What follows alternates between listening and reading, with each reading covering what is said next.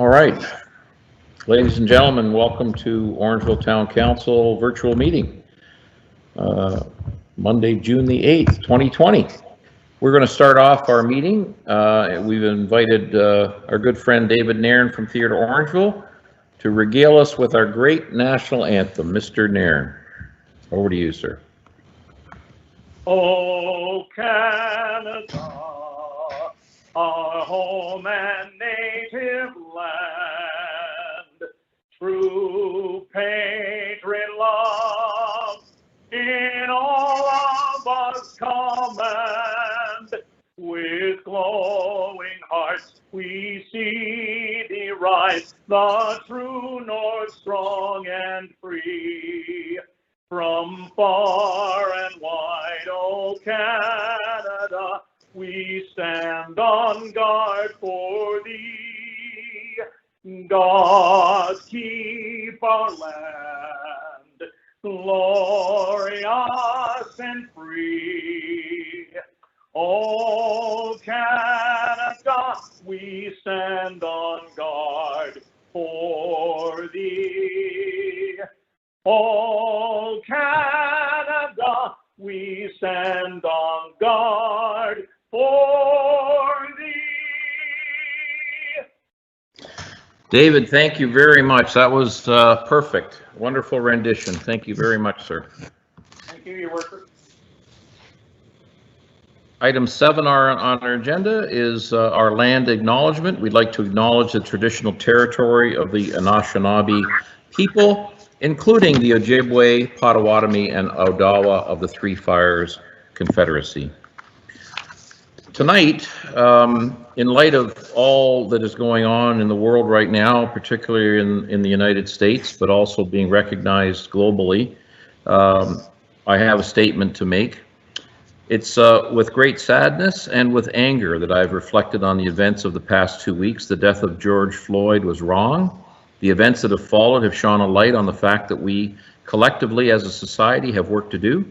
Protesters have marched in the United States and in Canada to raise attention to an issue for which there is no place in today's world, protesting against anti-Black racism and against hate.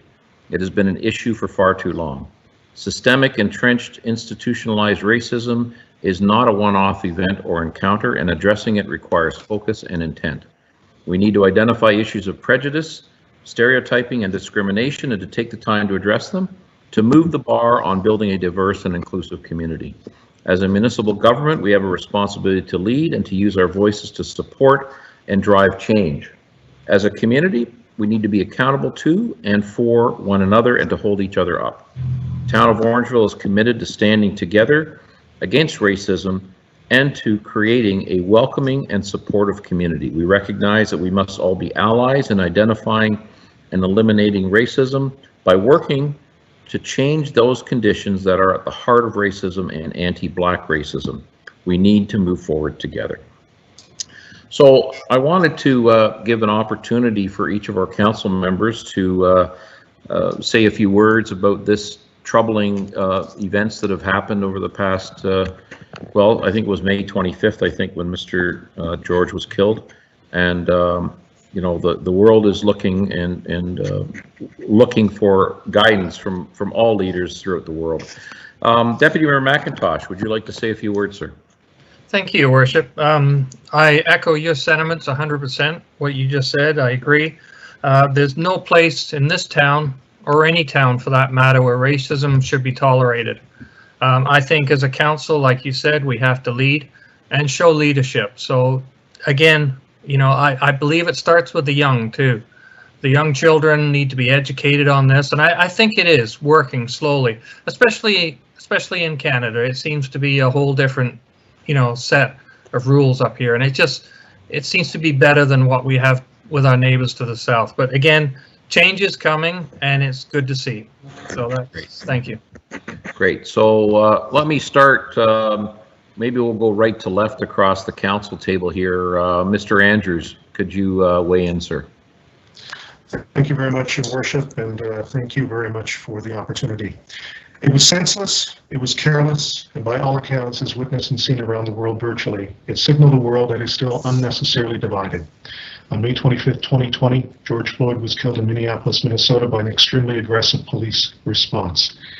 As someone from afar, I don't need to go into the details, but the details I share are one of disgust and frustration.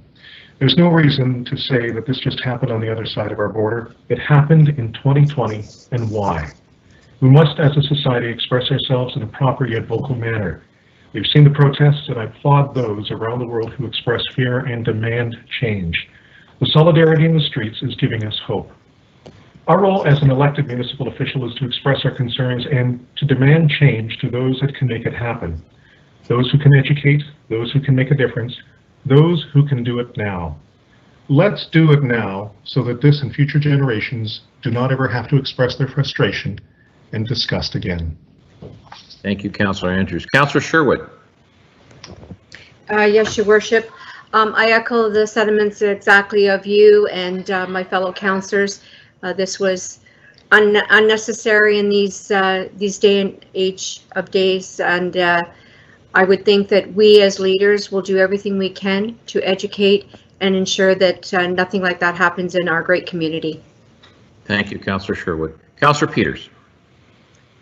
Thank you, Mr. Mayor. Again, in line with fellow councillors and yourself and the Deputy Mayor, this event, unfortunately, this tragic event has sparked a bit of a new chapter in discussing this issue. I think it's opened our eyes to some of the education that needs to happen right from the citizen level up to the government level, and not just in North America, but internationally. So personally, I'll be doing some homework on this issue, some of the history, and looking into some of the groups that are leading the charge for change, and I support the efforts that they're making, and we're all in this together, and we need to move forward in a positive direction.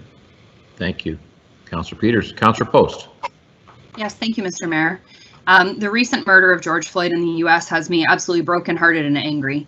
I've also heard some stories from other Black community members about their experiences with racism, and those stories have left me with feelings that I can't even accurately express. The comments that I've seen in the media about the Black Lives Matter movement show me that we have a long way to go before we reach equality, but it can start with us. We need to first acknowledge that we have white privilege, and then we need to not be ashamed of it. We need to use our privilege to expose the injustices and start the wheels in motion to make the world a better place for everyone. This is a moment where we can all step up to be allies, and that starts with us shutting up and listening for a change. And the time is now. There is a peaceful protest planned in Orangeville for this coming Sunday, June 14th, starting at 10 a.m. and running until noon. The organizers are encouraging that everybody wear a mask and practice physical distancing, but this is the time to show your support, show that you're ready to listen, show that you're ready to learn, and to make real, meaningful change. Thank you. Thank you, Councillor Post. And Councillor Taylor. Thank you, Your Worship. This incident makes me remember, and I'm wondering if other people remember, in the 1950s, Rosa Parks sparked a movement while riding on the back of a bus. And I frequently had discussions with my own family, my own children, about what would I have done if I was there that day. And I think the sad truth is I would have done nothing. And I would have sat there paralyzed by fear as I did nothing. Today, in 2020, there's 3 reasons why I would act differently. I'm inspired by the courage of many of us around the world, and I'm inspired by the group that I sit with tonight in council, as you all share similar thoughts. I know what is right and what is wrong, and I'm prepared to defend that. And lastly, I'm not afraid in 2020 to share those thoughts. There was a really great thing put out by Theatre Orangeville today, and I don't claim it as my own, but it resonates with me. And that is, I will overtly support true inclusion. Number 2, I will accept and respect all aspects of diversity. And number 3, I will openly condemn any actions of intolerance. Thank you, Your Worship. Thank you very much, Mr. Taylor. I just wanted to comment on Deputy Mayor McIntosh talked about education, and you know, when a baby is born, they don't have prejudice in them, and it's a learned thing caused by the environment that they grow up in. So I hope that our school system is one that will take on this more than they're doing already, and teach our young people that this intolerance has to stop, and we're all in this together. So thank you very much. So following up on all of this, we have a notice of motion here, and this is really, we're asking town council to send a letter to the Solicitor General of Ontario, who oversees all police forces, and I'm going to read it to you now. Whereas the town of Orangeville recognizes that there have been questions in the public related to both diversity training and use of force training and protocols for police services, including Ontario. Whereas the town recognizes that police officers join this profession out of a desire to do good, to serve, and to protect the communities they serve. And whereas an understanding of community diversity can foster authentic inclusion. And whereas empathy training and de-escalation training can support understanding other people's perspective. And whereas the town recognizes that policing can be a dangerous profession, and officers as well as community safety are critical considerations in law enforcement. And whereas the Ontario Provincial Police have indicated that they have a comprehensive diversity training program, however, there may not be the same resources available across the entire province for smaller police services. And whereas there is concern in the public about the boundaries of use of force, such as neck restraints and the oversight. And whereas there isn't clarity on a common bar on diversity and empathy training or on use of force and oversight. Therefore, be it resolved that the Mayor write to the Solicitor General to encourage common training requirements for all members of police services in Ontario as it relates to diversity, empathy, and the use of force, and that the Solicitor General provide clarity on police oversight going forward, giving the anticipated changes to legislation to ensure effective accountability continues, and that annual updates or refresher courses be mandatory to ensure our police services have the best and current information available to them, and that the town requests that the use of force protocols be reviewed to ensure they are safe and would meet current standards, and then shared across the province. And that the town circulate this resolution to all municipalities seeking their support. So I would like to make that motion, and wondering if somebody would like to second that. Deputy Mayor McIntosh, any further comment, councillors, on this motion? Councillor Peters. You're muted, sir. Sorry about that. Through you to the clerk, because this was on the agenda, do we need to waive notice, or is it okay as is? Madam Clerk. Because it's actually printed with the addendum agenda, you don't have to waive notice. Okay, thank you. Very good. All right, so if there's no further commentary, councillors, would like to call a vote on this. All those in favor of this motion? That's unanimous. Thank you, councillors. Okay. Right. Second item is another motion from Councillor Post, and this is a requirement for a bylaw, and it's the timeline here is short, and that's why we are inserting this into our meeting tonight. We will have to waive notice on this one. So first of all, let's have Councillor Post deliver her motion. Go ahead. Thank you very much, Mr. Mayor. And yes, I was going to say we will need to waive notice on this if council is so inclined to help me out with this one. I've been working with the organizer for the Black Lives Matter peaceful protest that is scheduled on Sunday. Patty Thomas is her name, and I've helped put her in contact with Orangeville Police and a number of other organizations. She's very much wants to make sure that this protest is peaceful, that it's safe, that they're able to comply with all physical distancing regulations. They really want to do the responsible thing in having their protest. In conversation with Orangeville Police, I had asked them if they thought it was necessary to perhaps close the roads to allow for better opportunity for physical distancing. And I've heard back from Sergeant McGlagan that yes, they are requesting a road closure, which we will have to move through council tonight if everybody is able to do that with me. So what they're asking for is that 2nd Street from First Ave to Broadway be closed from 8 a.m. to 4 p.m. because the organizers will be using Alexandra Park behind Town Hall. And then they would also like from 9 a.m. to 2 p.m. that Broadway is closed from 2nd Street to Center Street to allow ample movement for the protesters. Sergeant McLagan has also said that if there are less people that show up, or if they are finding that the sidewalks are okay to use, they will open up the roads earlier, and they'll make that decision as it comes closer to the date of the actual protest. But it's a responsible thing for us to do now to approve that, to make sure that staff have the ability to do those closures. So I would love if somebody could help me out with that one, with the seconder. So we just need a temporary road closure bylaw. Councillor Taylor is seconding this. So let's open this up. Are we able to question as well? Sorry. Yeah, I definitely want to open up for questions and comments on this. So, Councillor Taylor, are you seconding that motion? I'd love to second it, and then and then let's go ahead. You go ahead, sir, and if you want to make a comment or an edit. Thank you, Your Worship. I was just wondering to Councillor Post, appreciate you bringing this to council in your usual eloquent way.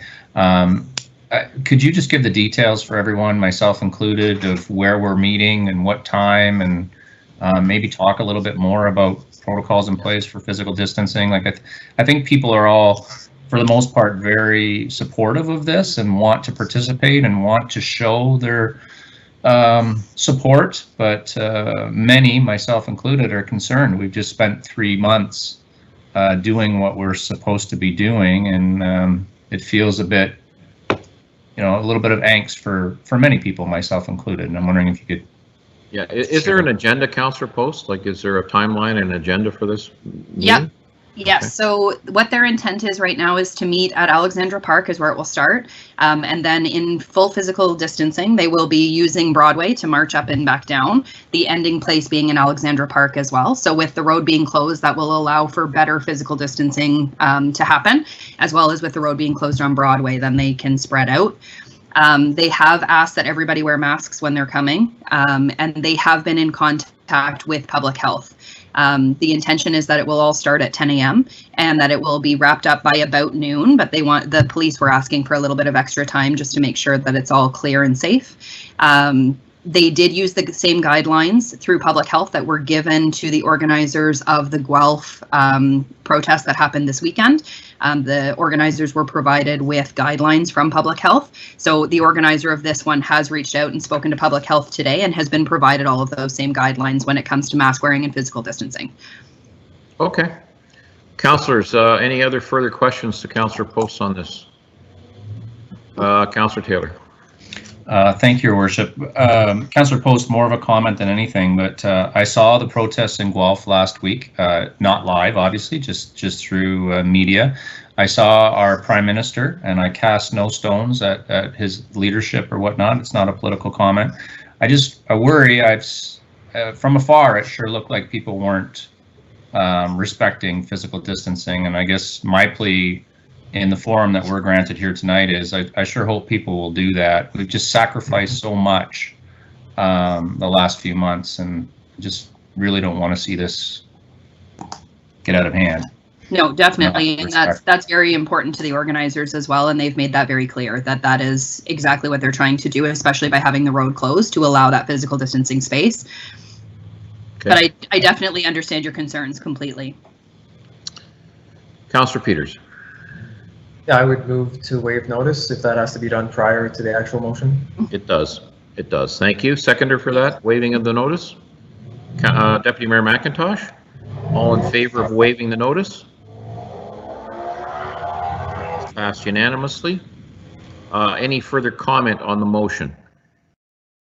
We have Councillor Post making the motion, Councillor Taylor seconding it. All in favor of this motion? That has passed unanimously. Thank you, Councillor Post. Thank you, everybody. Good idea. Okay. Well done. Are we rising and reporting here, Madam Clerk? We are. Okay. So earlier this evening, Town Council had a closed session. The recommendation is that a confidential report, CMS EDC 2020-009, regarding a position plan procedure criteria or instruction to be applied to any negotiation carried on or be carried on or behalf of the municipality or local board, and a proposed or pending acquisition or disposition of land by the municipality or local board be received, and that staff proceed as directed. And we have a motion to approve that. Councillor Andrews, seconded by Councillor Peters. Any, well, there's no comment because it was a closed matter. All in favor? Okay, thank you. That was passed unanimously. Wondering if we could have a motion to adopt the minutes of our previous council meeting, May 25th.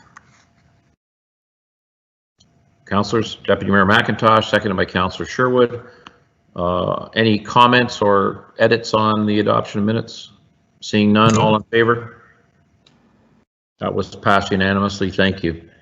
All right, moving on to presentations, petitions, and/or delegations. We have with us tonight Mr.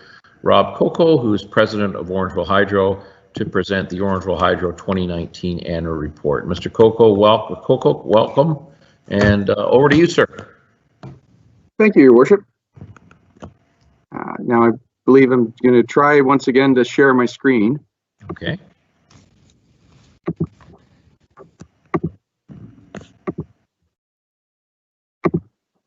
Now, Your Worship, can you see Yes. slide deck right now? Yes, we can. Thank you. Thank you. So thank you, Your Worship, and thank you to all members of council for thank you to all members of council and to the town of Orangeville for the opportunity to speak with you tonight. My name is Rob Kokok, and I'm the president of Orangeville Hydro. I have the honor of presenting the 2019 annual report this evening.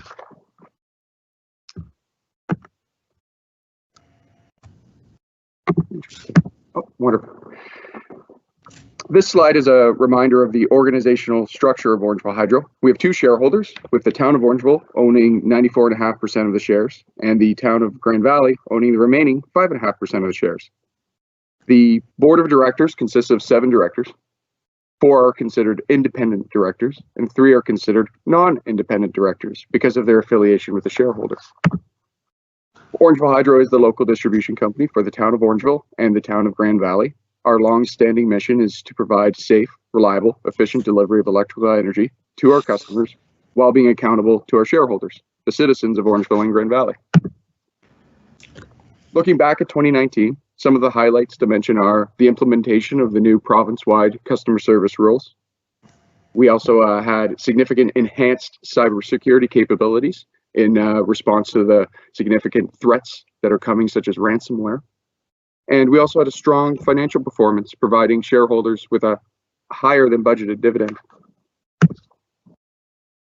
Our 2019 rate application was approved by the Ontario Energy Board on March 28, 2019, for rates that took effect on May 1st, 2019. When that application was approved and the rates took effect, the average residential customer experienced a monthly increase of 1.1%.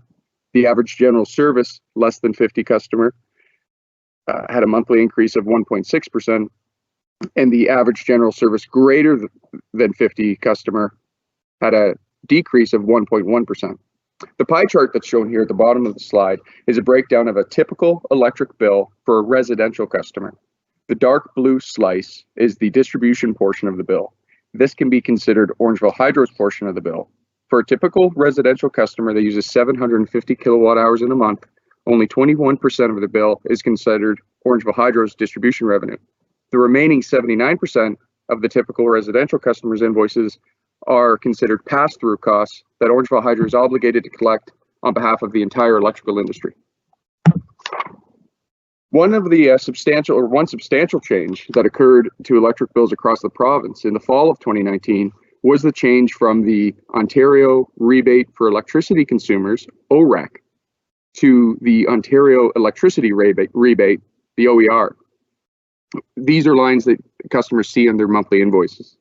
The original Ontario Rebate for Electricity Consumers, OREC, consisted of a 8% rebate to electricity customers on top of the behind-the-scenes reduction of time of use and tiered electricity rates under the Ontario Fair Hydro Plan, which will be shown a bit more on the next slide.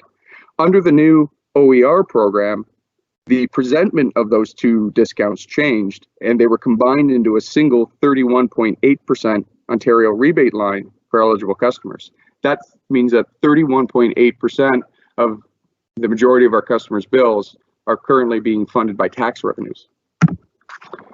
This depicts that behind the scenes Ontario Fair Hydro Plan reduction, which can be seen starting in 2017 and ending in the fall of 2019.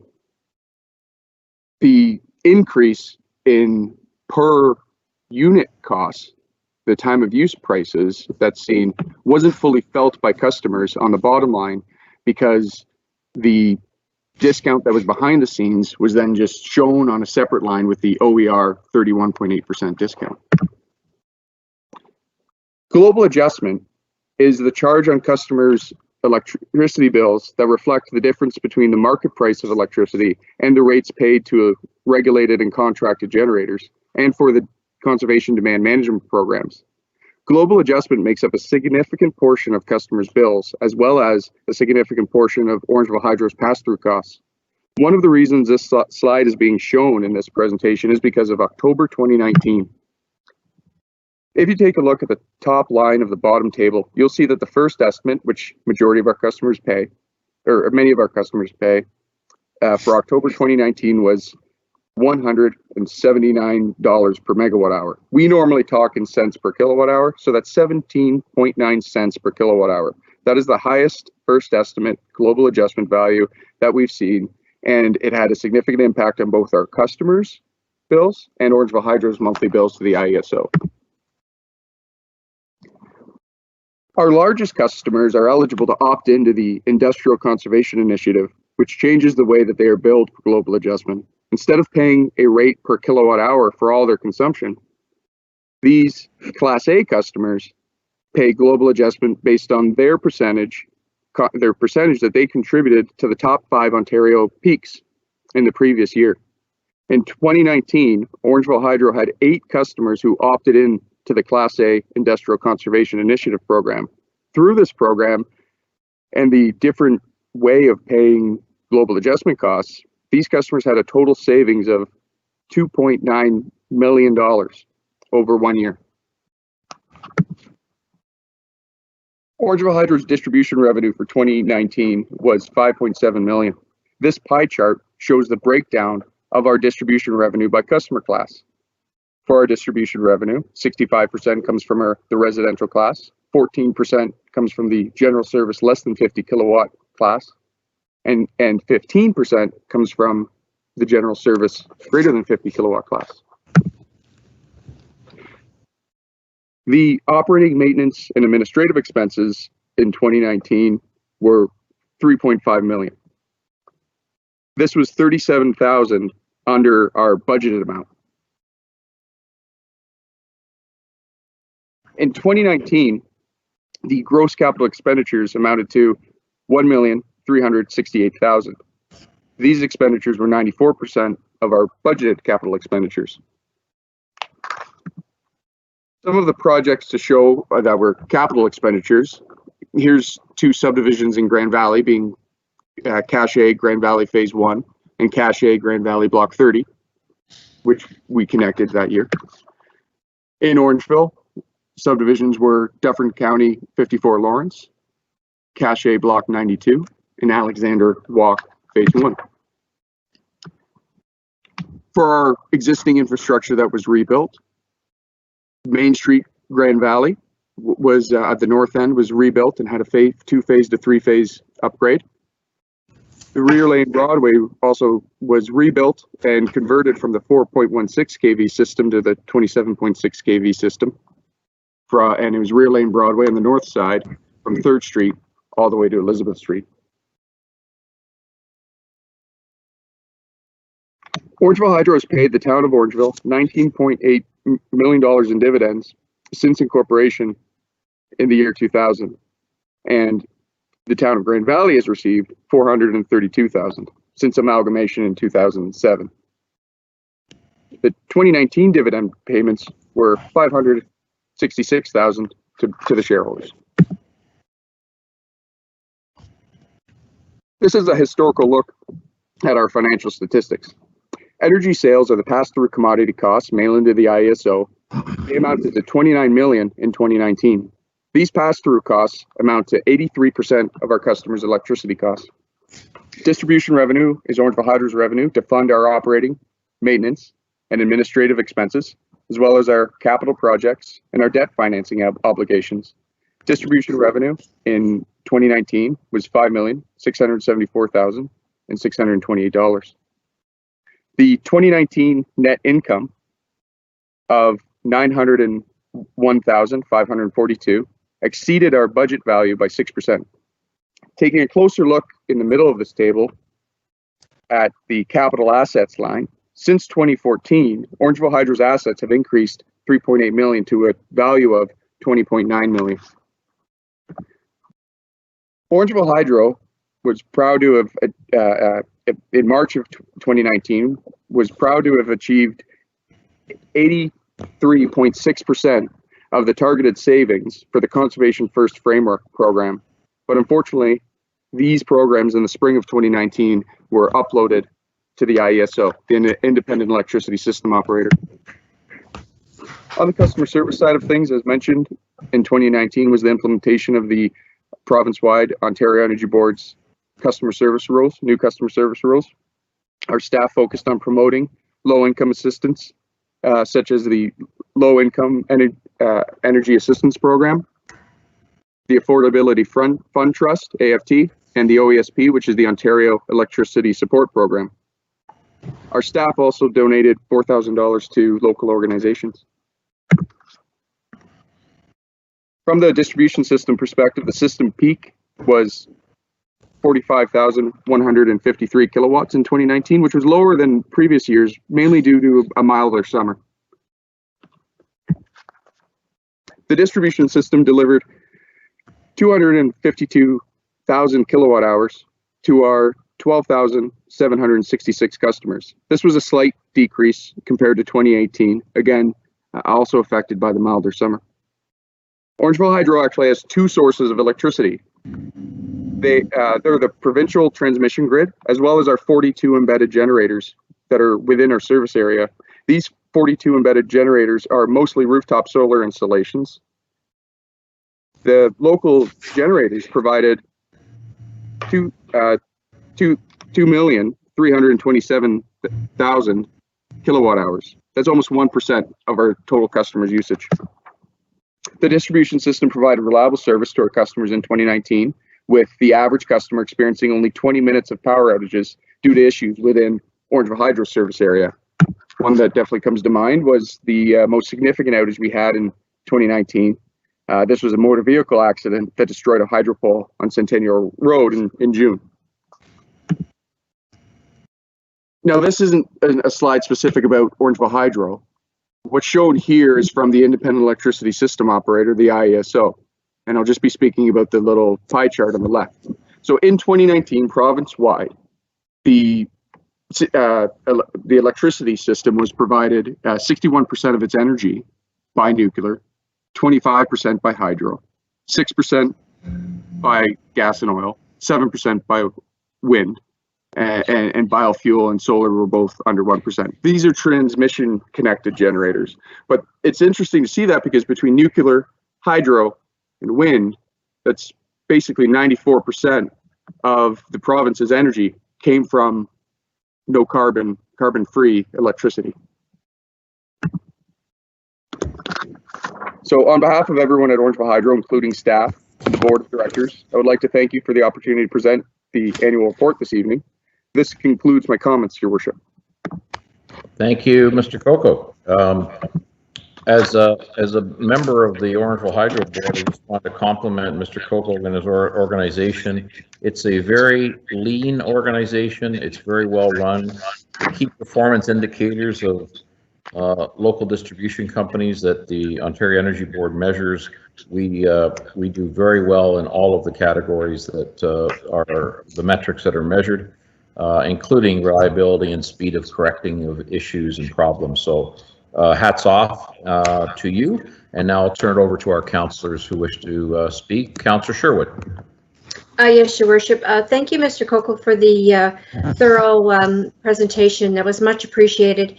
Pardon my ignorance, but I'm trying to understand when it comes to the dividends that are paid to us.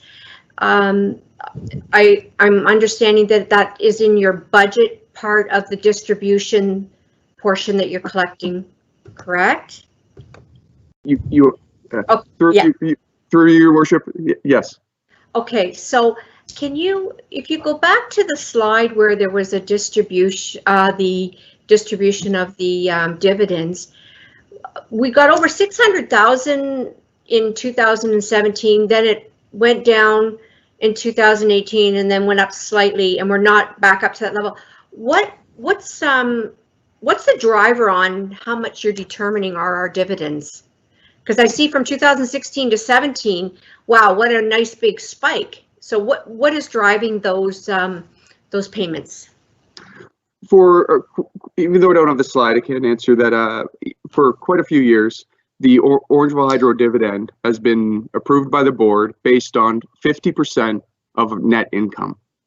And so it's when looking at historically, it was a forecast of net income. In recent years, it's been the audited financial statements which were included in the package, and the net income that's on the statement of income is shown, and 50% of that determines the proposal that goes to the board.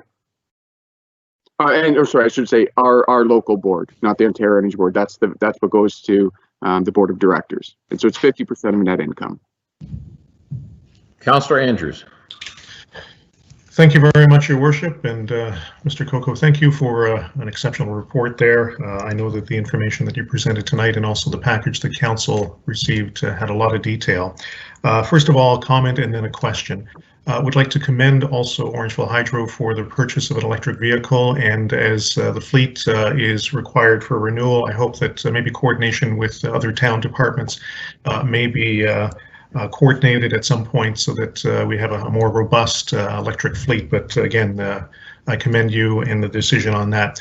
Question very quickly, in the report that was provided to council on page 37, could you provide maybe a brief explanation of what the proceeds from long-term debt are? Just make sure I'll just make sure I have the correct page in front of me. Oh, sorry, with the audited financial statements? That's correct, yes. One second, let me just make sure I bring up the correct slide. Now, would that be page 37 of the? That would be in the page, yeah, that's page 37 of the report that council received, not the presentation that has been made this evening. And maybe I'm not trying to put you on the spot there, but again, looking for maybe a brief explanation if that's possible. Luckily enough, I do have our chief financial officer in the room as well. So just now, our page 37 that I'm looking at is the statement of comprehensive income. I don't know if that's. Just do want to make sure I have the correct page. Councillor Andrews, you're muted. Yes, yeah, I was just corresponding to the information that we received there, Mr. Coco.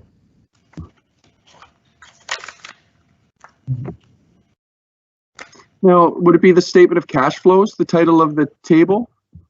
I would have to go back into my my notes here. Just bear with me. I will do that right now.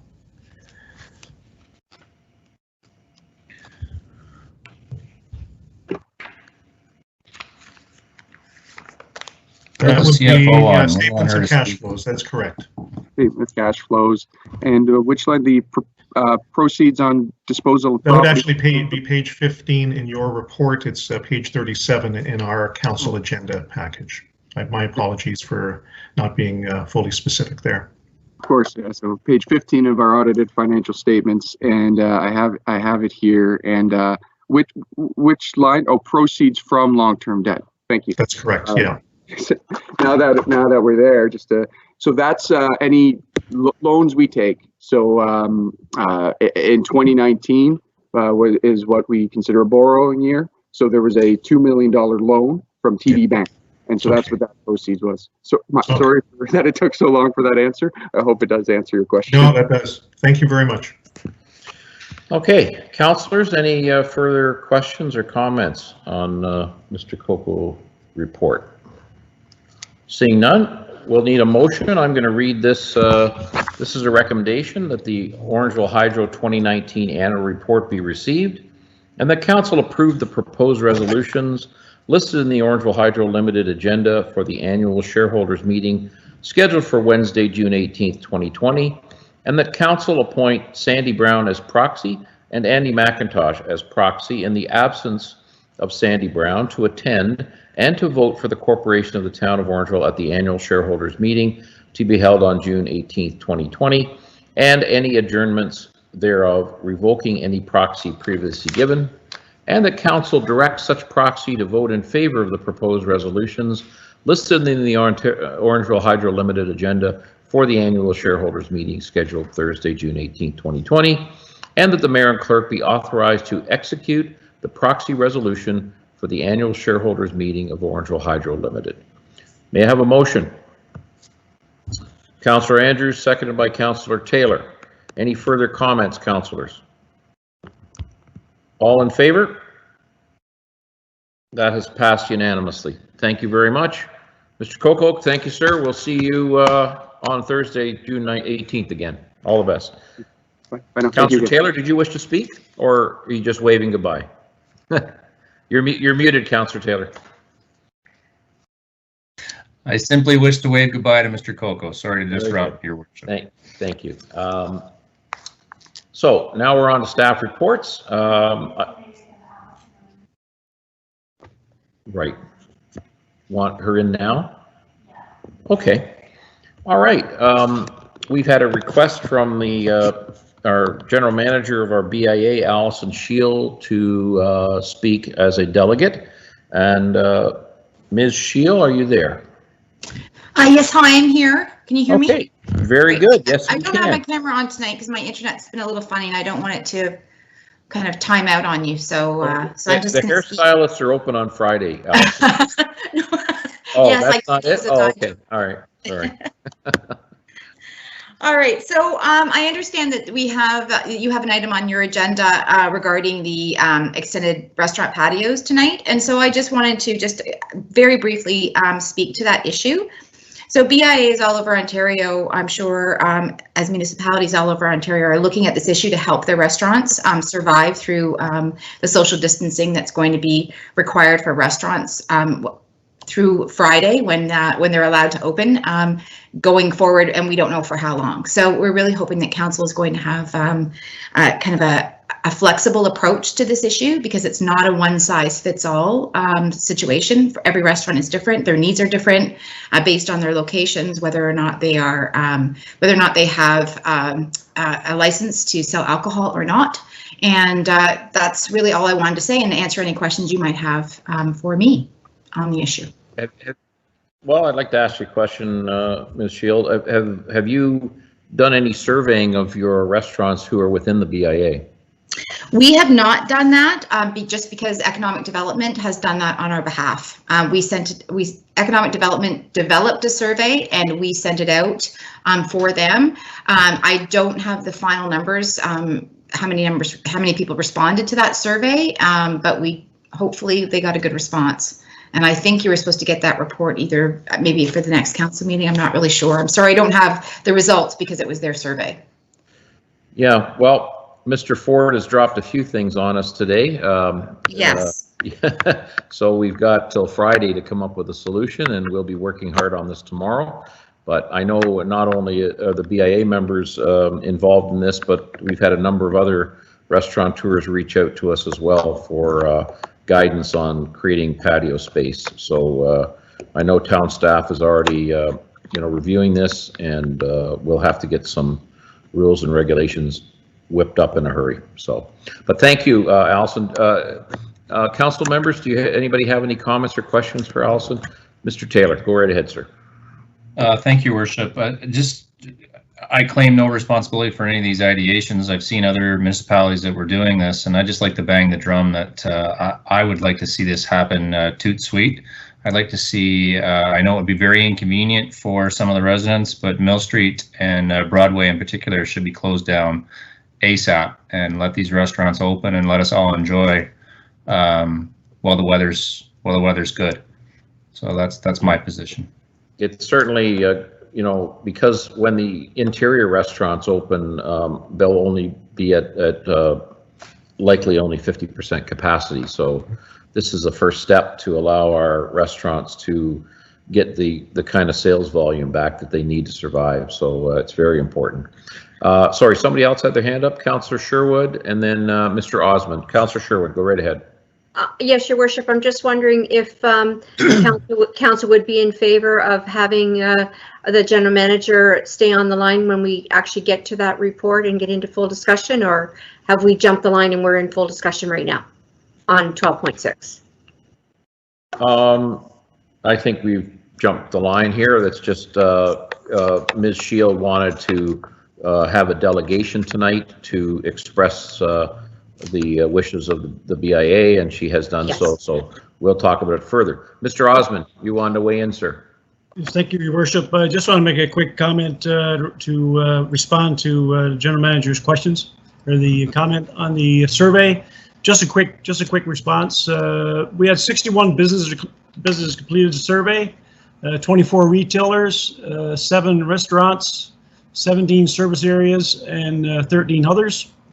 And we're very pleased with the response. 75% of respondents supported allowing restaurants to extend their patios. So that's a pretty good response, despite losing potentially some parking spots, parking spaces. So we had a good response, and we'll be looking forward to moving that forward with council and a little later on in the agenda. However, I wanted you to know that the survey was completed. A great response overall, given the short time frame, and 75% are in favor of the patio moving forward. Excellent. Thank you, sir. If I can just make a comment regarding Councillor Taylor's comments about closing down Broadway to accommodate the patios. That wasn't the intention, as far as I know. The intention was to allow them to expand on the boulevards and perhaps use the parking spaces to redirect traffic through Wooden Boardwalk. And closing Broadway has other implications to other types of businesses, so we need to be very sensitive to that too. So right. Perhaps that's a once in a while kind of thing, but certainly not all the time.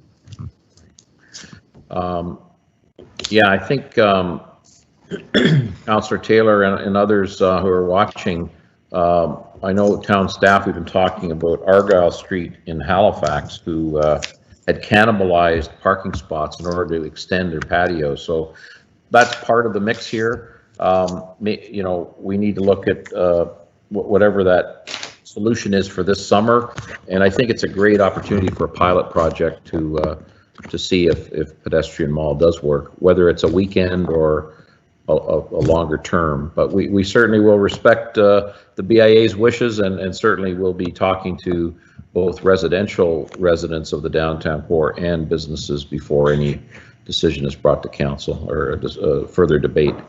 Okay, that's I think we're good on the delegation. Thank you again, Allison, for coming tonight. But if you do wish to hang on, I imagine within half an hour or so we'll be through to that discussion. Sure, I'm happy to do that. Yeah, very good.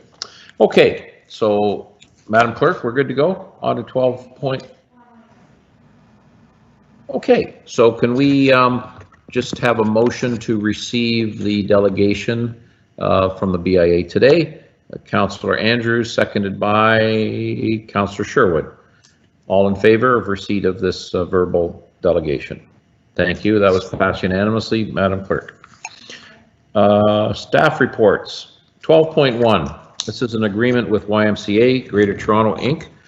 for the lease of the Jean Hamlin Daycare Center, and the recommendation is that the report CMS FP 2020-04 titled Agreement with YMCA of Greater Toronto Inc. for lease of the Jean Hamlin Daycare Center be received, and the council approve a 3-year lease agreement for the period of August 1st, 2020 to July 31st, 2023, and the council pass a bylaw to authorize the entering into and execution of the lease agreement. May I have a motion for this? before we speak to it. Councillor Andrews, seconded by Councillor Sherwood. All right, let's open up the floor. Any questions from councillors? Councillor Peters, go right ahead, sir. Thank you, Mr. Mayor. Through you to Mr. Osmond, I was hoping you might be able to elaborate on the RFP process. What sort of metrics were the proponents judged on, and was the rent a part of that RFP process, or was that fixed by town staff going into the RFP process? Mr. Osmond. Your Worship, through to Councillor Grant, I won't get in the extensive evaluation process. It was a metric. It was based on the technical side and the financial side. It was based on a business plan, business model process. So they would present their business model for the daycare operation, and they would go through their staff, all the CVs, all the qualifications. They had to meet the government daycare licensing rules and so on and so forth. And there was 2 envelopes in the system. So one envelope provided a technical package. They were evaluated first of all by 3 evaluators. The evaluators went through the technical package. Once the technical package was complete, we opened the financial package on the rental side, and then that was used to do the full measurement, and then that we came up with the successful award. In the case of the YMCA, they were number 1 overall. In a good spread, if you would. It's very detailed. In the case of a lease of this nature, it's a revenue-driven lease, so it's not a. We didn't put any numbers, no numbers from us. It was something that they would have to value the actual proposal on their own, and what this facility is valued at to them in terms of their business model. And once we went through that process, it became clear that the YMCA were the number 1 award. The process for the YMCA, of course, the YMCA has an extensive history in the business of childcare, 100+ years, if you would, and they have a very deep organization, obviously, structurally, and they operate quite a few daycares, a couple in Orangeville, as well as a bunch of most of the schools actually are for after school and before school starts. So it's a program they've been running for quite some time. Councillor Sherwood and then Councillor Post. Yes, Your Worship, through you to Mr. Osmond. I'm very pleased to see that in the agreement that I assume we have asked that the current families that are using the facilities of Jean Hamlin are getting priority as far as filling the spots that are available. That's very good to see. Can you tell me rate comparisons? Are the families going to be paying significantly more, relatively the same compared to what they were paying with Jean Hamlin with the YMCA?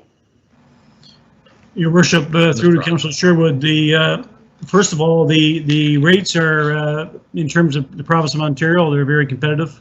They're very in line. To compare with our previous operator, the Y is a little bit lower than the county. The Y, which is also like the county, also provide an accommodation for those that have economic issues, and that can be done through the YMCA. Likewise, is done through a subsidy through the county. So all that's been taken care of. Once it's approved tonight, we will move forward to advise people that are on a list from the previous operation. And you're correct, they will be given notice to be first to select whether or not if they want to continue with the program.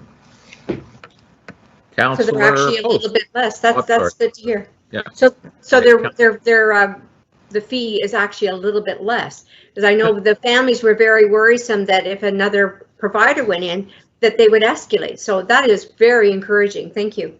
No. Councillor Post, over to you. I'm good. Councillor Sherwood asked my question, so thank you. Yes. Well, sometimes we get things put in front of us, and this one looks like it's a win-win-win all around here. We've been able to save the daycare that was very needed in this particular neighborhood. It looks like all the families that were concerned about getting thrown out with the bathwater are not going to be, and the rate of the daycare rate is very close or a little bit less than what's been paid previously. So it's a good thing for our town. Councillor Sherwood, one more comment. Yeah, just one more comment, just to Mr. Osmond. Do you know if the numbers will be the same, like as far as the number of openings? Are they going to be increasing it, keeping it the same, or reducing it as to the current operation? Your worship, through the Mr. council. Osmond. Your You know worship, that? through Sherwood, the proposal is based on the square footage of a building under the regulations, so they can go to the same numbers as the county. They may choose to juggle a small bit other way with toddlers versus the preschooler, but for the most part, it's pretty balanced on what was there in the past. Great, thank you. Okay, so we had a motion. Any further comments before we vote on this? Seeing none, all in favor? That's passed unanimously, Madam Clerk. Moving on to 12.2. This is a lease amending agreement with the Orangeville Gymnastics Club, Inc. Recommendation that report CMS FP 2020-005 titled Lease Amending Agreement with the Orangeville Gymnastics Club be received, and that council approve an amendment to the existing lease agreement for deferred rent payments for the period of June 1st, 2020 to November 30th, 2020, inclusive. And the council approve the repayment of the deferred rental amount over the remaining 83 months of the lease agreement effective December 1st, 2020 to October 31st, 2027. And the council pass a bylaw to authorize the entering into an execution of the amending agreement. May I have a motion for this item? Councillor Taylor, seconded by Councillor Post. Any further commentary from councillors? Councillor Andrews, Peters, and Sherwood. Councillor Andrews, go ahead, sir. Great, thank you very much, Your Worship. Question to, I guess this would be to Mr. Osmond, and the question is pertaining to the due diligence that has been done with this organization. I have incredible fondness to Twisters, but do we have confidence that this organization will remain viable moving forward past COVID-19 and the recovery process? And I know that this is kind of looking at the crystal ball, but through your dialogue, I guess you do have the confidence that, but I'd just like to hear your comment, Mr. Osmond. Mr. Osmond. Your worship, through Councillor Andrews, first of all, we all remain very optimistic and very positive. The plan that I've spent the last number of weeks going over with the Twister Gymnastics, they've done a really good detailed plan. They're up and running now as of this week on a very low scale, if you would, because they're doing something in a very social distance perspective. They didn't get approved, of course. Gymnastics facilities got approved in the last phase. And they're up and running only for a very specific, if you would, private lesson kind of an operation, and they're going to see how they revamp up over the summer. And you're absolutely correct. We don't have a crystal ball and see how it evolves, but right now they are moving forward and quite confident that they can build up their athlete list, and we'll go from there. So I wish them all the luck, of course, and we're there to support wherever we can.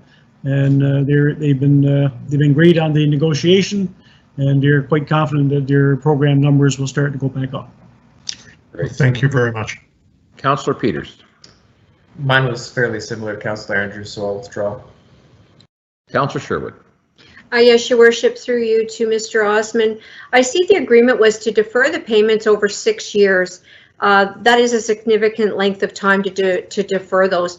Was that the ask of them, or was this just your recommendation to make it a little bit more affordable? 6 years just seems like an awful significant length of time. Your Worship, through to Councillor Sherwood, it made some sense for a couple of reasons. One is to the burden on the organization to try to finance $40,000+ over a very short term would be very difficult, given they're trying to build up their sport. And number two is that in terms of the weighing it over 83 months, that's what's remaining in the contract. In a lot of cases, that's been done in the past with organizations in this kind of a situation. And we felt that over that period of time, they could absorb it and they could finance it, and we would be still within the contract period. Would they be qualified, or Your Worship, sorry, can I just have a follow-up question?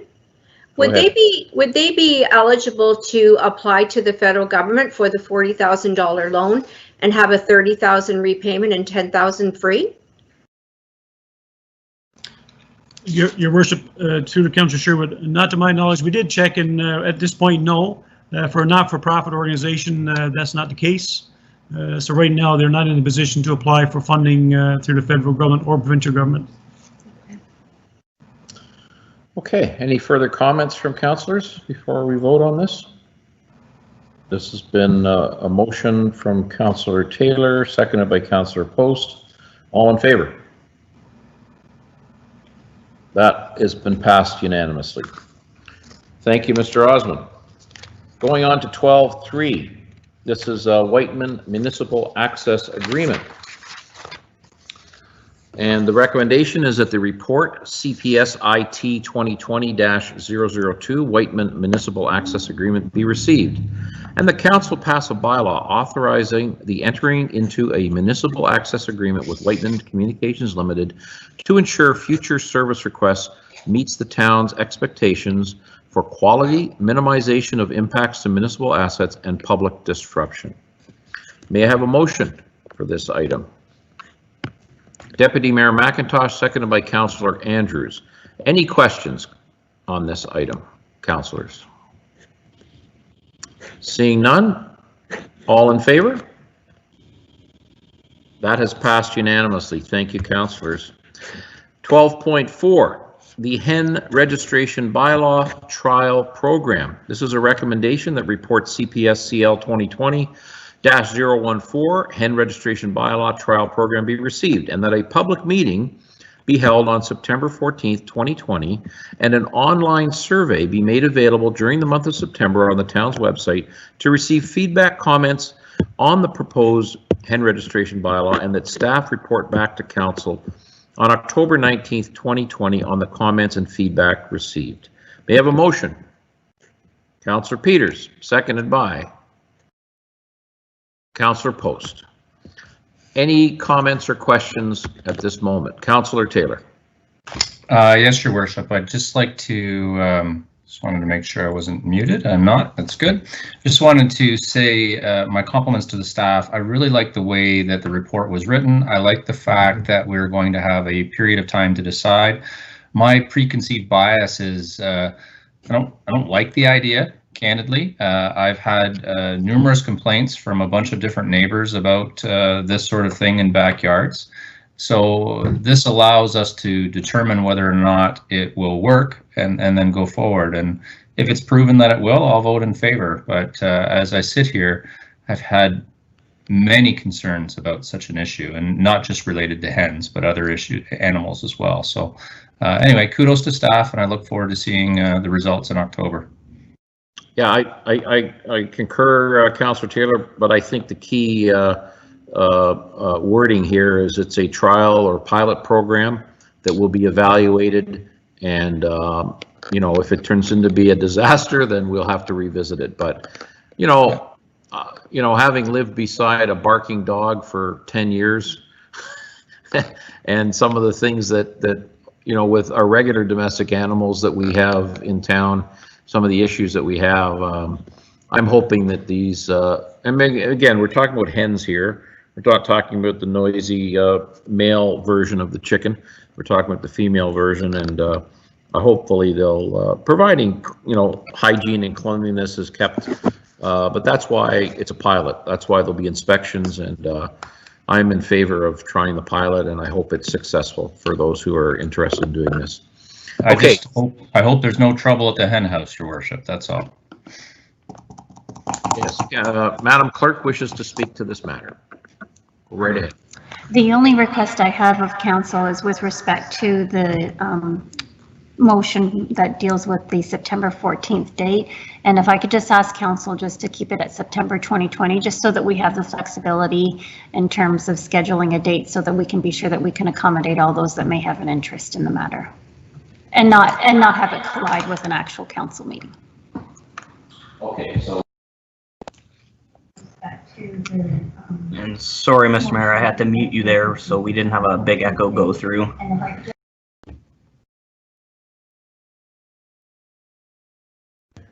Okay, can you folks hear me now? Yeah. So with that comment from Madam Clerk, we'll just amend this recommendation that a public meeting be held in September 2020 as instead of September 14th.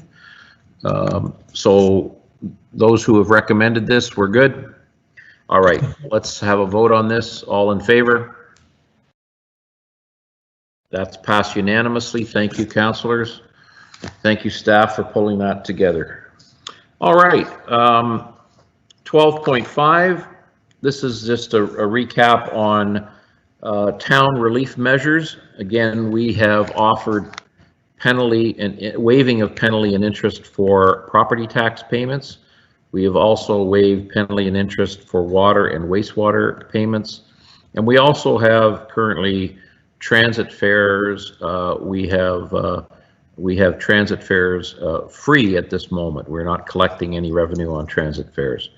So this is ending, is it the end of June or June? So our original motion was to for 90 days, and that's up on June 21st. So I guess it's the will of council here if we wish to extend this. The way things are going and things are starting to open up, I off the top would suggest maybe we extend this for 60 days at this point.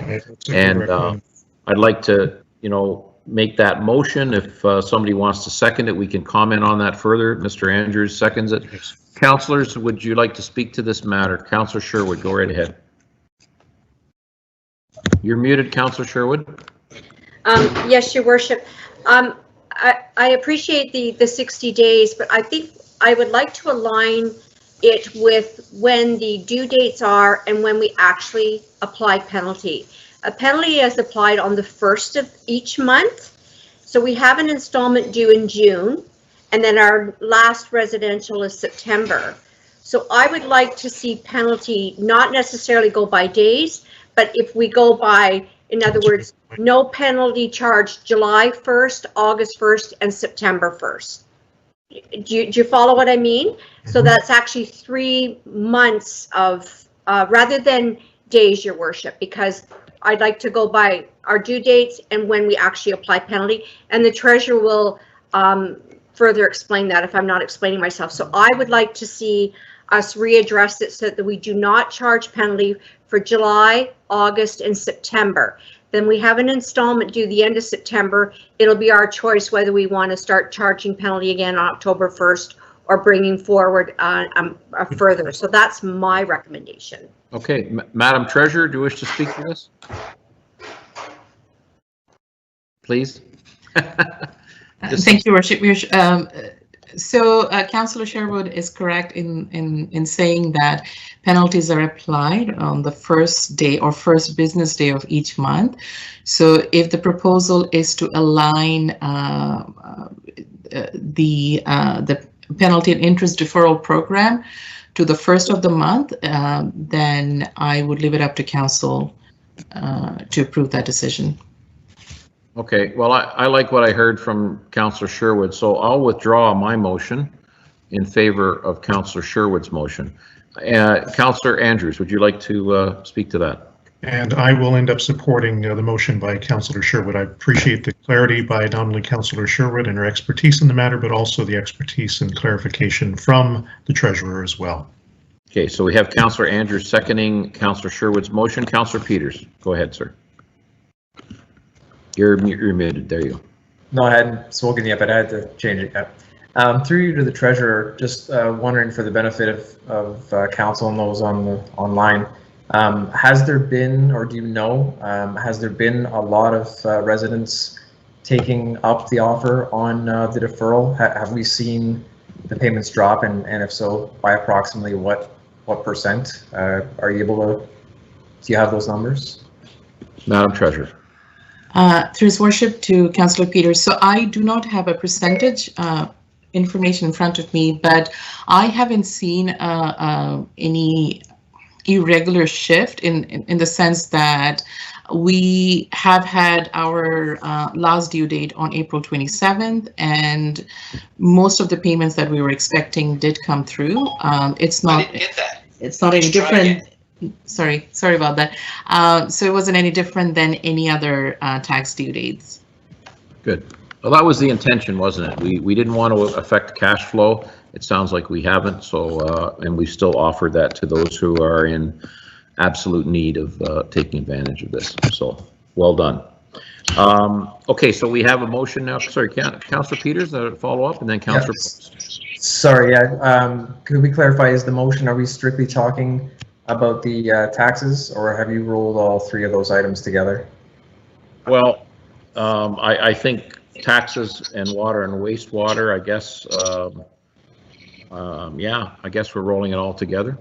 So that means for transit fares, we take it till the end of September. Councillor Sherwood, would that be?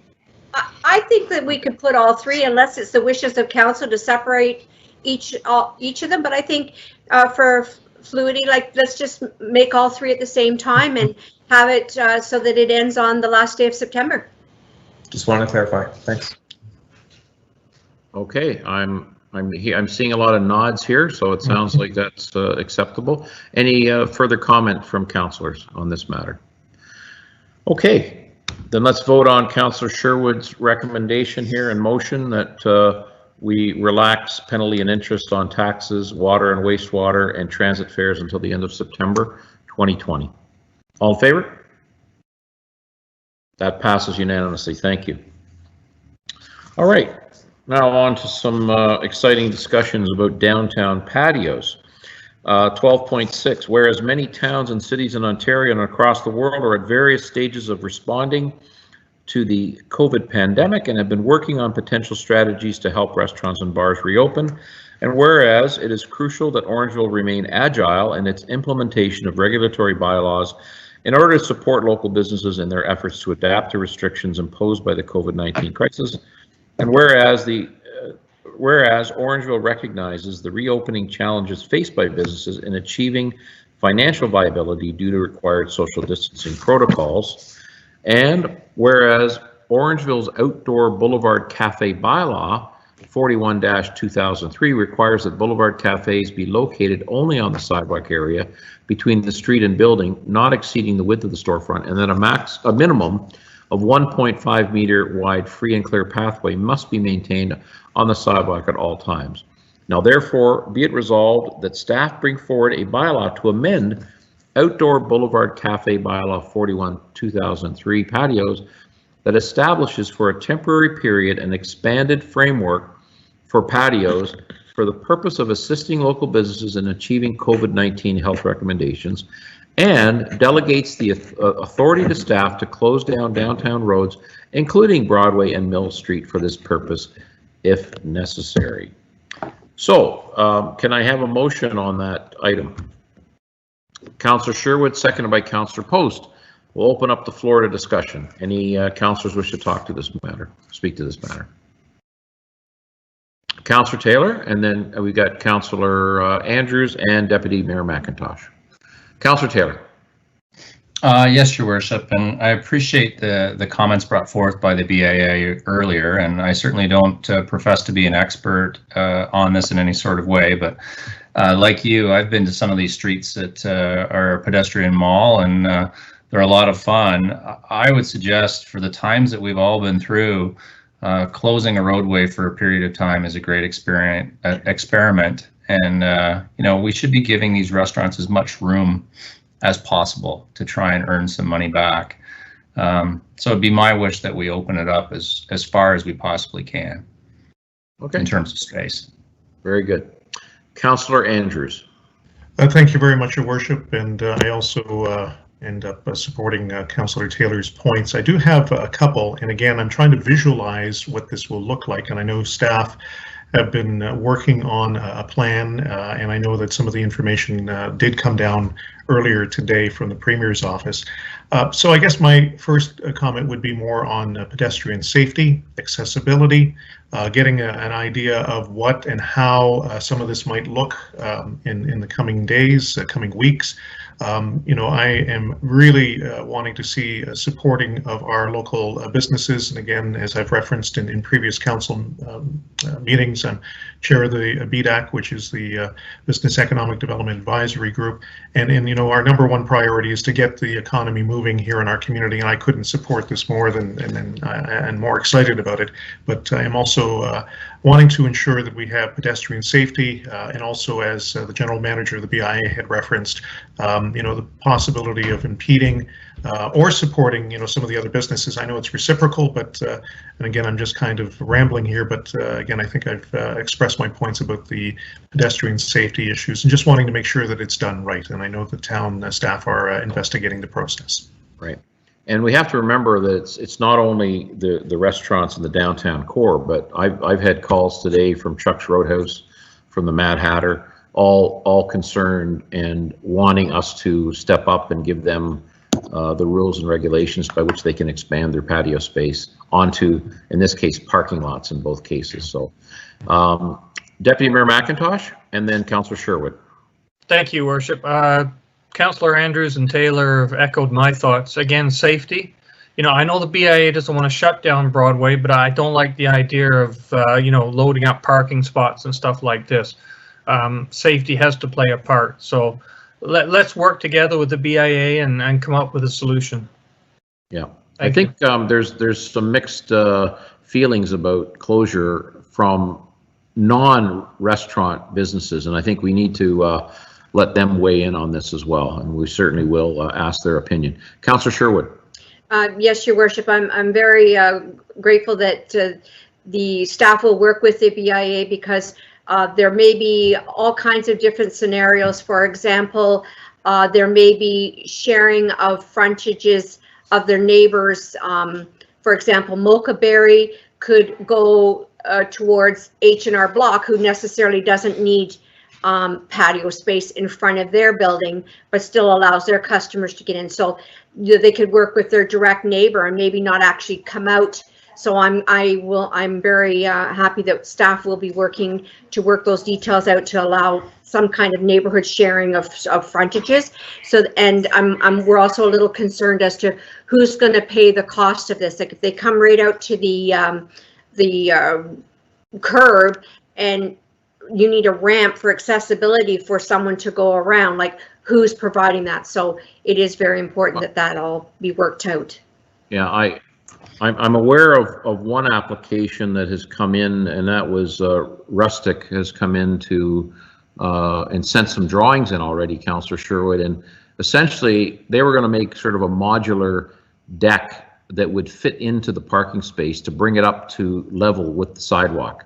So and that would, you know, they wish to create the patio space permanently in the summertime from I think Victoria Day through till maybe middle of September, and then that essentially cannibalizing 2 parking spaces in front of Rustic on the First Street elevation of the building. So that's one example, but I think that would be incumbent upon the restaurant to build that that modular deck arrangement to bring, you know, for accessibility and bring it up level with the sidewalk. So I know your worship that, you know, parking for the downtown is very near and dear, but I think that the BIA would be more in favor of losing a few parking spots here and there than to actually have full road closures. So I would, you know, the general manager could clarify that. We're in full support of this. Obviously, we need, you know, it's very essential to keep our restaurants open, but by closing roads could ultimately affect others, and we shouldn't be just playing favorites to restaurants. We have to look after all of our downtown merchants. Right, agreed. And I think though we do have to look at also the marketing spin of a pedestrian mall. It's something that's novel, and it would perhaps bring residents from the town into the downtown core, and maybe some tourists as well from, you know, day tripping from the GTA area. So we need to balance all this, and you know, we're probably not going to have a perfect fit for everybody, but I know and trust town staff will do the necessary due diligence. I wanted to ask Mr. Brennan and maybe Mr. Jones about, like, this is Friday is when restaurants are able to you know, open up patios. Some of our restaurants need some guidance from us. Is this something that we might be able to pull together in the next couple of days and then have a special meeting of council to deal with? Mr. Brennan? Your Worship, thank you. I just want to stress that town staff will work with the BIA and the business owners on Broadway and throughout the town, actually, in trying to think outside the box to make this work for our business owners. I think from an extended patio version and to possibility of, fixed periods of shutdowns, be it a Friday, Saturday for a pedestrian mall as we work into this, all makes sense. I also feel that we have to be open and think outside the box in order to move this forward. We are going to meet tomorrow. As everyone's aware, the regulations just came down today. Some business owners may not want to open the patio since today's decision does not allow them to serve food inside their facilities. So some may not want to rush, others may want to open as soon as possible. And we want to work as much as possible with them to make that happen. This is why we're asking that the delegation of authority to go to staff. We would be considering all the safety requirements, all of the pedestrians accessibility requirements to get these patios up and running as soon as we can. And as we go further down the road into this, and if there's something that's outside the norm, we'll certainly come back to council and report accordingly and get further direction as needed. I just wanted to share with everybody listening in that Mr. Brennan and a number of other staff and I had a nice conversation with the mayor of Banff, Alberta last week. And in that conversation, she said, you know, we're going to try this. If it turns out 2 weeks in it's a disaster, we can always change course and modify or delete whatever they're doing. And in their case, they're going to open up a section of Banff Avenue as a full pedestrian mall, and they started last Friday already on it. So again, once a decision is made, if it turns into be a problem, council can revisit it as well. Madam Clerk wishes to speak. Madam Clerk. Yes, I just want to clarify for members of the council, the part of the resolution that deals with amending the Outdoor Boulevard Cafe Bylaw 41/2003 was prepared in advance of the actual announcement that was made by the government today. So as a result of that change, it's now a change to the delegated authority bylaw to give the CAO the authority to issue permits for that purpose and to close roads as may be necessary for that particular purpose. And so if we can just make that amendment to that particular section of this particular motion. And then secondly, I will then just need a motion to waive the procedures to then allow the introduction of that particular bylaw this evening so that we can move things forward quickly. Okay. Okay. All right. Your Worship, can I ask the clerk a question? Councillor Sherwood, go right ahead. Madam Clerk, can you clarify me? I know that for the downtown, the cafes downtown, it needs approval by Heritage Orangeville. Are we going to be excluding that? Like, what am I wording? Are we going to still require Heritage Orangeville to expedite these permits, or can we waive that as well? I'm not sure that Heritage Orangeville is involved in a patio license, are they? The outdoor cafe, Your Worship, yes, they are. If it's downtown in the downtown district, yes, it has to get approval through Heritage Orangeville. Yeah. Well, I would say for expediting this that we need to, have as few steps as possible, but I'll let Mr. Jones speak to that. Mr. Jones? There is a subcommittee of Heritage Orangeville, a subcommittee that looks after that. And I know they would gladly meet, but at the same time, I think maybe we just want to consider that we don't need their approval. Right. Mr. Jones? Through you, Your Worship, with respect to Heritage Orangeville, it's my understanding that Mr. Ward has been speaking to Heritage Orangeville, and we are trying to put in place an expedited process in order to move these sorts of applications through more quickly. Very good. Thank you. Madam Clerk, I didn't catch all of the nuances of what you just said, but you've got them written down. And councillors, did you hear what she had to say? And are we okay to amend this motion as per Madam Clerk? Okay. Any further comments on this motion? All right, let's vote. All in favor?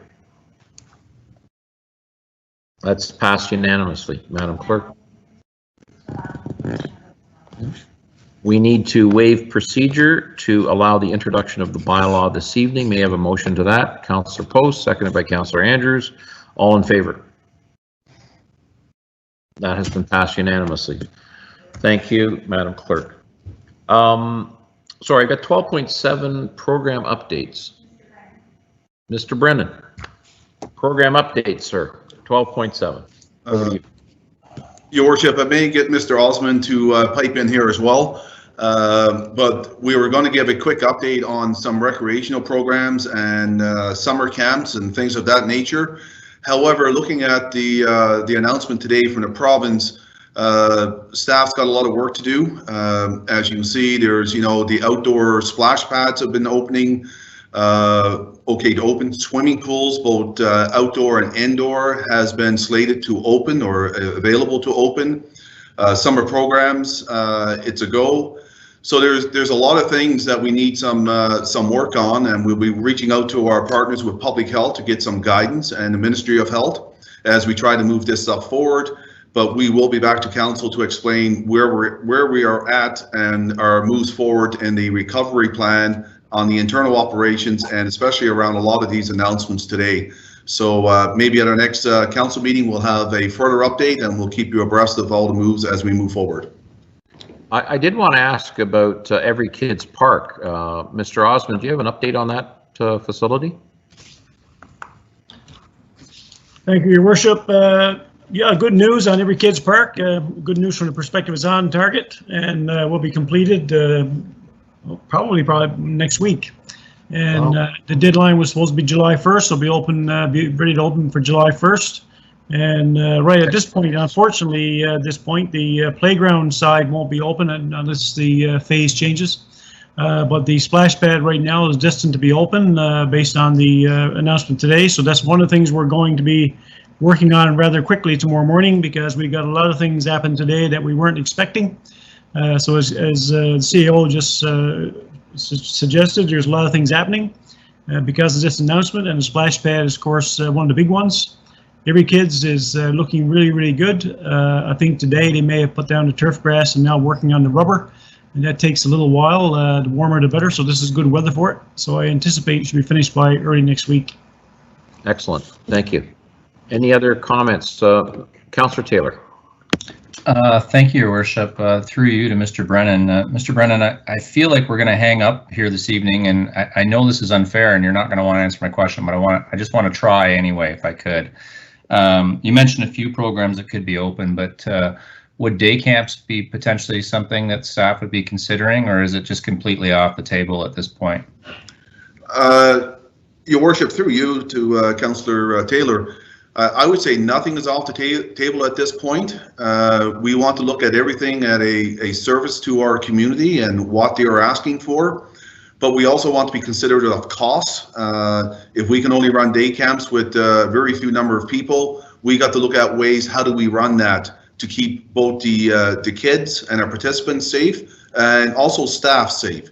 So we're looking at the whole range of things, from running a day camp inside to trying to run it mostly outside. Same thing with our swimming centers, our aquatic centers. How do we make it work, and how can we do it in a safe manner? And we've also got to realize that, from a public health perspective, there may be many measures that we have to put in place in order to make this work. And what is the cost of doing that? What is the cost of disinfecting, the washrooms and change rooms every time someone uses it? How do we have staff there to count and keep track of how many people are in the splash pad area? So there's a lot of rules and regulations that we have to, and guidance that we have to work with public health on, but we want to be as flexible and as open as possible to put as much forward as possible for our residents and for our town, but in a safe and a precise manner, considering the direction of public health and the Ministry of Health. Yeah. Yeah, go ahead, Mr. Taylor. Yeah, thank you, Your Worship, and thank you, Mr. Brennan. I kind of thought you might say that, but I felt like I needed to ask anyway. And just a brief comment, and it's clearly stating the obvious, but our town and our youth in particular have just been through such a long period of cooped up. It's desperate times, and anything that we can do to provide them with some structure and some things to do would be Greatly appreciated. And I know town staff will be working on that, and I appreciate your follow-up. So thank you. We all fully agree. Okay, thank you, Mr. Brennan and Mr. Osmond, for that update. Appreciate it. Is there a need to receive this? No. Okay, thank you. All right, moving on to 13. This is correspondence. This is from Amy Reeves, the acting treasurer of the County of Dufferin. It's a recommendation of the council as per section 311-15 of the Municipal Act. Support the amended County of Dufferin 2020 property tax payment schedule to coincide with the education payment dates, deferring the June and September payments by 90 days. So may I have a motion to receive this correspondence? Deputy Mayor McIntosh, second by Councillor Sherwood. Any discussion here? All in favor? Oh, sorry. That's received unanimously. And then the second correspondence is from Bill Lidster, manager of Credit Valley Conservation, Island Lake. No parking signs. Recommendation of the town passes a bylaw to amend the traffic bylaw to prohibit parking along here Ontario Street, which of course is the main entrance to the park. For those of you that don't know, the town owns one side of that street and the town of Mono owns the other side. So I believe Mr. Lister's reached out to both the town of Mono and to the town of Orangeville to pass a bylaw prohibit parking along here Ontario Street. Any further comment, Mr. Andrews?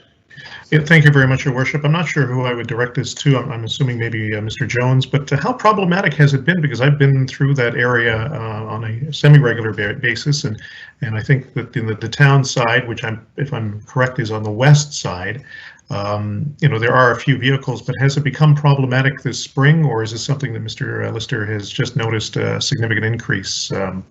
Any answers to that? Mr. Jones. Through you, Your Worship, to Councillor Andrews, the communication that we've received from CVC is that it is becoming problematic as they've begun to reopen a little bit. They've been limiting the number of cars that have been going into the conservation area to maintain social distancing, and so cars have been parking beyond the gates so as not to go inside. And from what I understand, it's reached a point where it's beginning to cause an annoyance for some of the residents that live along here Ontario Street. So the motion that has been brought forward is to try and give them some relief from people who may be trying to park and go down into the park when they can't get access to it itself. So that would be further south on here Ontario Street, getting closer to Buena Vista, if I'm not mistaken. But is it impeding the residents' ability to move safely out of their driveways? I guess that's the reason that this is being brought forward. Very good. Mr. Brennan.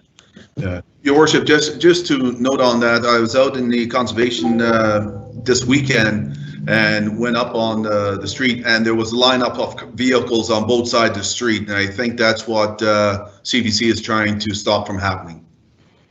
Right, and I'm reading this right now. This is the email from Mr. Lister. It says, to help mitigate any concerns from the residents along this street, is it possible for both the town of Orangeville and Mono to temporarily extend the no parking on both sides south to just past the top? So it's a temporary measure, I presume, strictly until the COVID situation is resolved. So maybe till the end of this year, but. Councillor Peters, and then Councillor Sherwood, and then Councillor Taylor. Councillor Peters. Thanks, Mr. Mayor. I guess just a couple of comments. I would have liked this to be a little more coordinated with the town of Mono. Obviously, coming with two separate resolutions, it's weird with the street being divided as it is, but I'm not sure that extending the no parking zone is going to do anything but move the problem. We're already hearing from residents about the closure at 4th Avenue in terms of the pedestrian and cyclist entrance. I guess I'd like more information on what this hopes to accomplish, because I see it more as just a deferral of the issue. And while I can appreciate the residents on that street are likely, facing some difficult times, generally it's a fairly quiet street, and you'd like to think that people can be courteous of one another. If anything, you'd like to probably at least allow parking on one side or the other. so that you can still get a variety of patrons into and out of the park, you know, with some relative ease. And I'm not sure this is as well coordinated as it could be, given the different entrance points. So I'm not ready to approve it. And I think the other problem is going to be enforcement. I don't think people will pay attention to it. Not to say that if it's the right move, we shouldn't do it, but I'm not sure it's going to alleviate the problem at this stage. Okay, Councillor Sherwood and then Councillor Taylor. You're muted, Councillor Sherwood.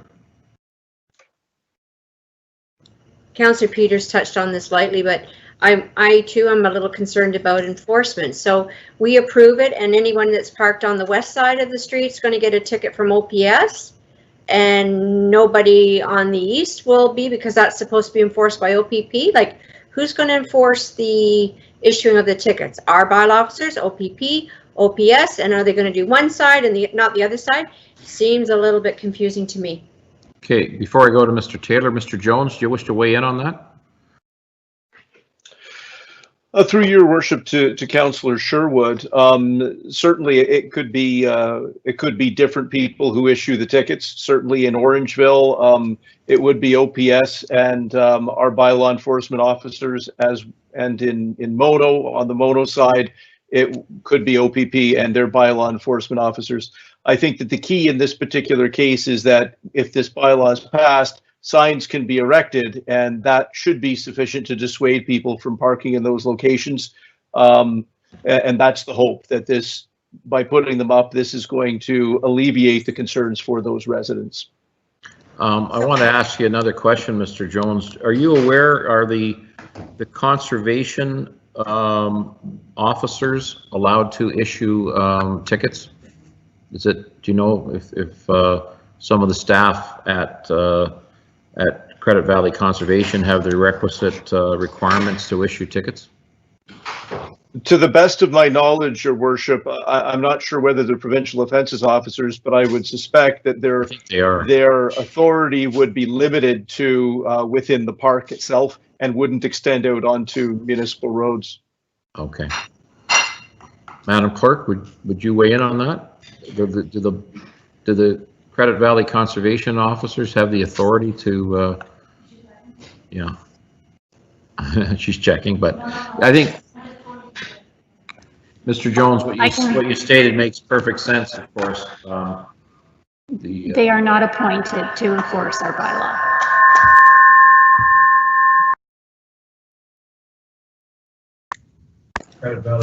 Sorry, I had to forcefully mute you again there. We were going to get a loud echo. So, Your Worship, we would only be approving prohibited parking on our side of the street. That's correct. And we have no control knowing what Mona will do. Right, and Mr. Jones is absolutely correct. They are not authorized to issue tickets for our bylaws, the staff there. And yeah, it's interesting. Councillor Peters makes a good point. This request came into us at 7 o'clock this morning, so there really hasn't been much in the of sober second opinion here, or even thinking too clearly about this. So, Councillor Taylor, sorry, you wish to speak to this. Go ahead, sir. I think I've been uprooted, but I wanted to say the same thing. It's going to create dissension between two towns. I feel like one side or the other is going to get enforced while the other side isn't. And candidly, I feel like, I guess this is an arrogant comment, but I feel like I'm fairly plugged into any kind of safety issue that's happening within our area. I've heard nothing from the residents in that area.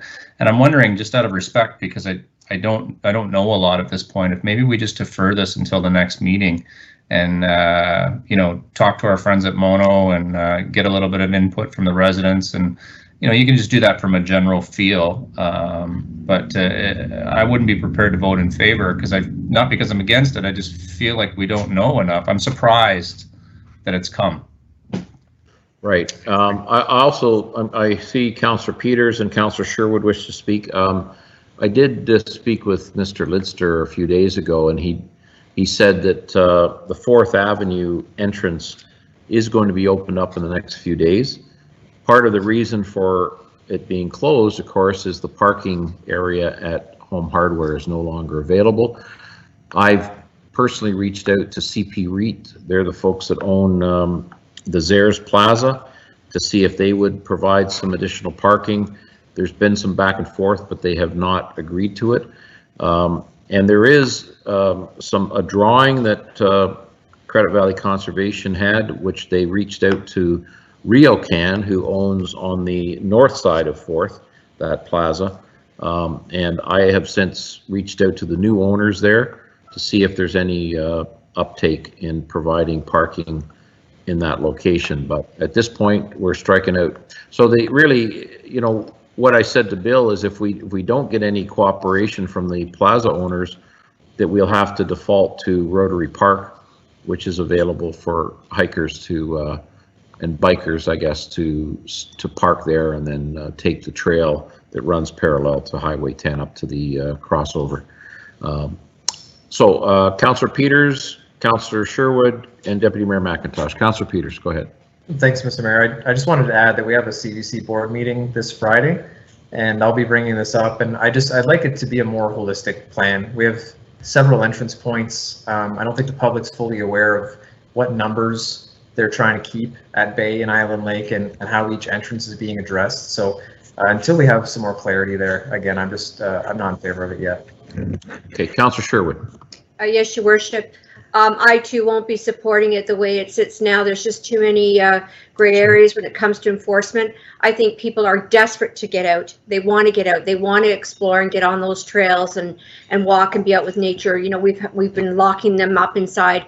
So to do this, I would just hope that an individual, if their driveway was being blocked, I don't think it's any different than if someone blocked my driveway, I call the police and ask them to have them removed, or a tow truck. So I think, you know, yes, I can see people being annoyed by it, but it's no different than anyone in town. It's not a heavily traveled connector road, so I won't be supporting putting those restrictions on. Very good.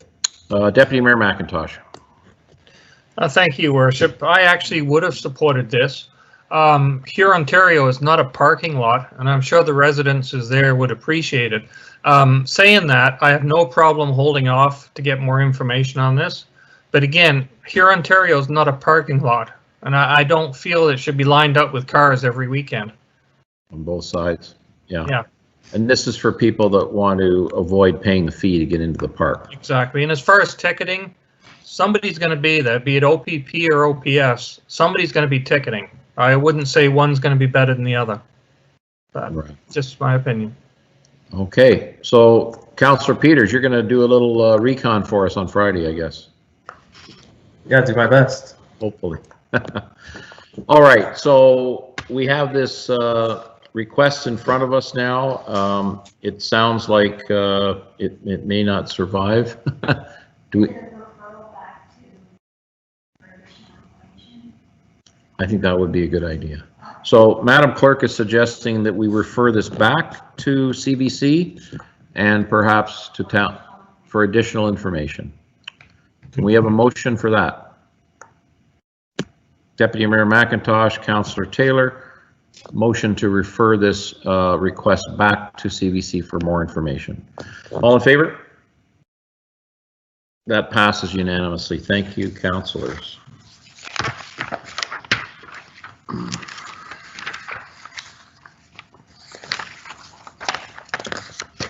Okay, we're on to 14 now. This is a recommendation. The minutes of the Orangeville BIA meeting of April 16th, 2020 be received. May I have a motion for that?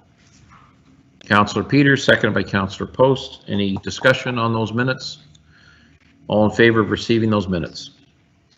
That's unanimous, Madam Clerk. We now have a notice of motion prior to meeting. Councillor Post.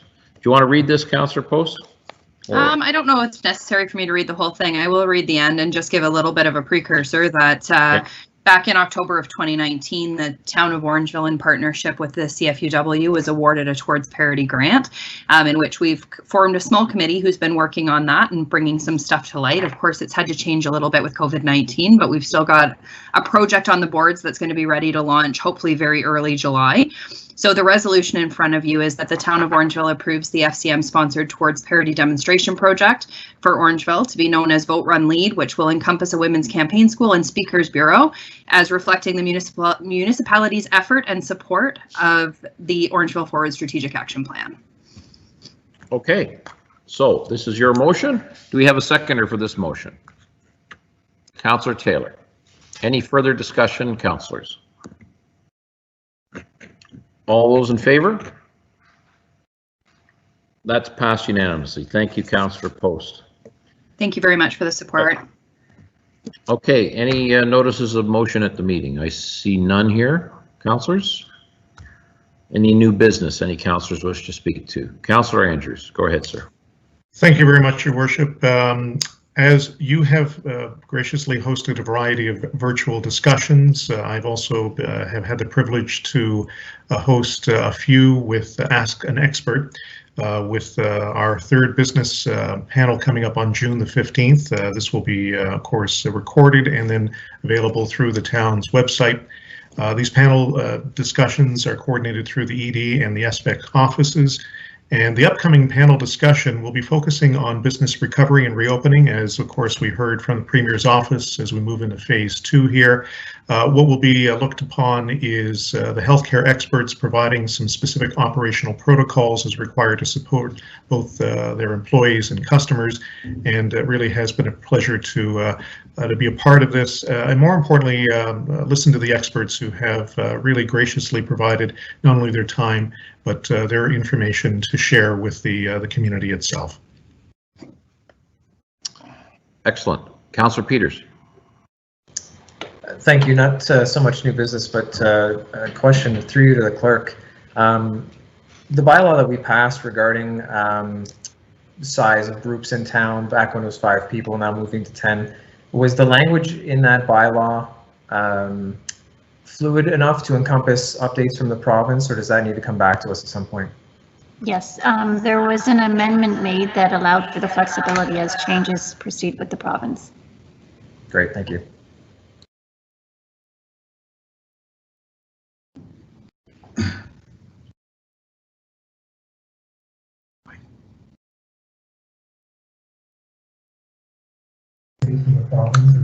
The mic, Your Worship.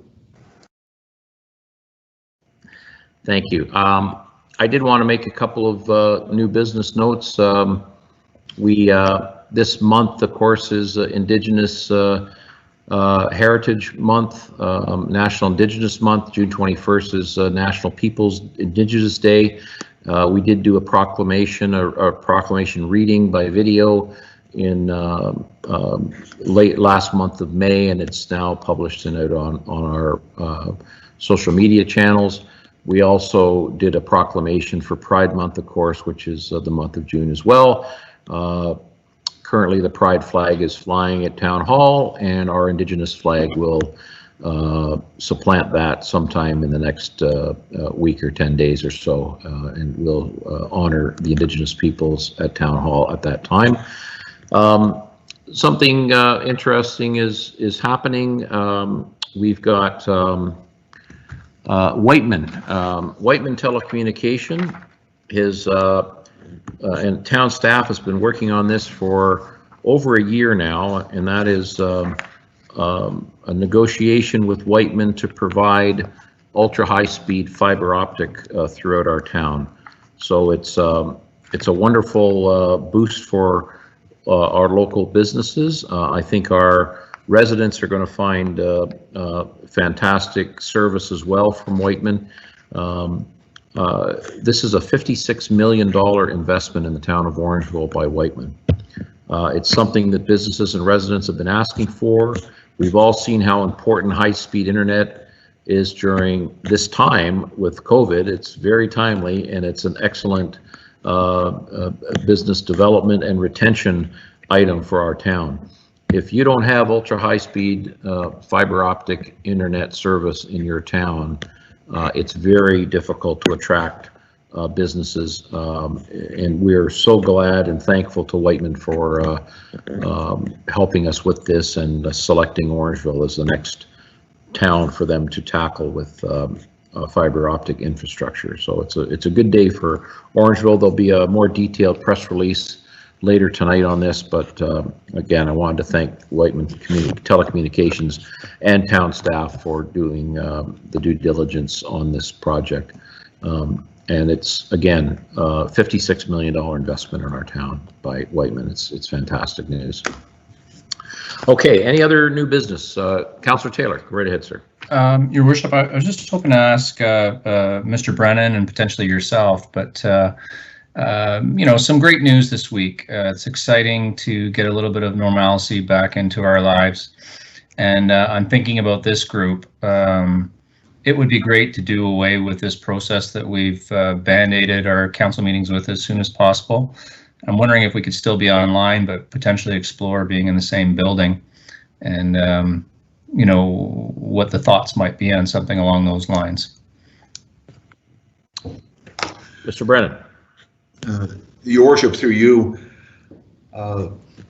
yeah, we're stepping back towards some normality, but I think we have to realize that, you know, again, listening to our public health people and the ministries, they're basically saying, you know, try to keep your social distancing as much as possible.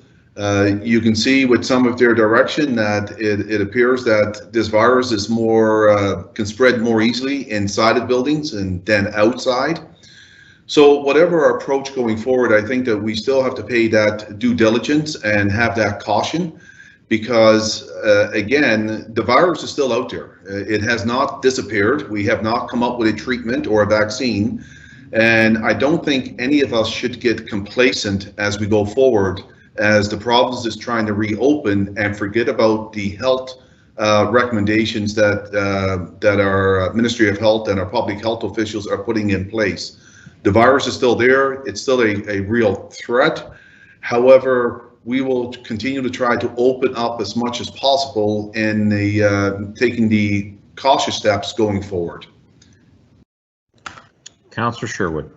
Yes, Your Worship, just to add to what Councillor Taylor's speaking, I believe the province is still only saying you're only allowed to have gatherings of 10 people or less, you know, like, so that would be weddings, funerals, and council meetings.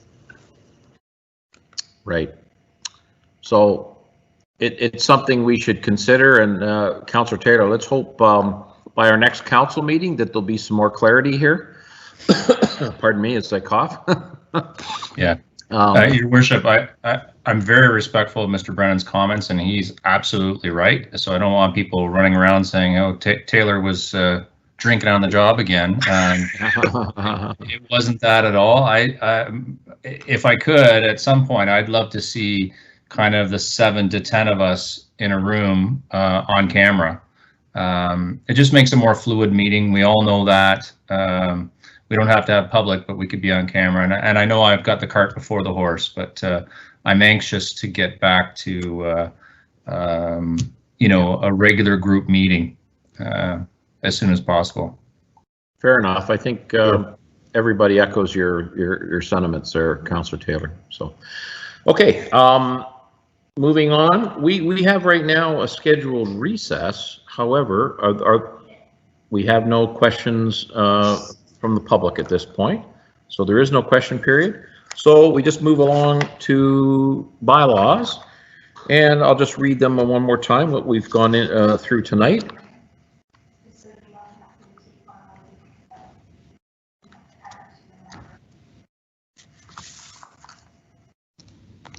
Okay, so one is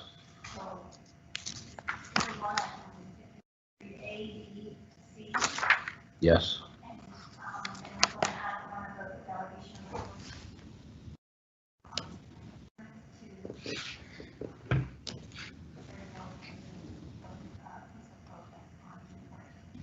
Right. Okay. So I just got updated there, Madam Clerk. So the bylaws for tonight are a bylaw to authorize the entering into and execution of a lease agreement with the YMCA of Greater Toronto, Inc. for the lease of the Jean Hamlin Daycare Center. A bylaw to authorize the entering into and execution of a lease amending agreement with the Orangeville Gymnastics Club, Inc. A bylaw to authorize the entering into and execution of a municipal access agreement with Whiteman Communications Limited to ensure future service requests meet the town expectations for quality, minimization of impacts to municipal assets, and public disruption. And then we have two additional ones that were passed tonight. And one was the delegation of authority to the CAO regarding patio licensing. And the last one was the bylaw to allow the temporary road closure that Councillor Post introduced tonight and we passed. So those are the 5 bylaws. May I have a motion to pass those 5 bylaws? Councillor Andrews, seconded by Councillor Peters. Any further discussion, councillors? Councillor Sherwood, you wish to discuss? Go ahead. So are we removing D to? D and E have been. I'm sorry. Sorry, I couldn't hear the clerk. So D and E are being no. I'm sorry. Correction. We're going to add E in, but we're taking out D, which was the Here Ontario bylaw. That's been referred. So E, we are adding in as well. Councillor Sherwood, thank you for catching that. A bylaw to confirm the proceedings of the Council of the Corporation of the Town of Orangeville as regular and closed council meeting held on June the 8th, 2020. Okay, all in favor? That has passed unanimously. May I have a motion to adjourn, please? Deputy Mayor McIntosh, seconded by Councillor Taylor. All in favor? All right, ladies and gentlemen, thank you very much. Have a great night. Everyone. All the best.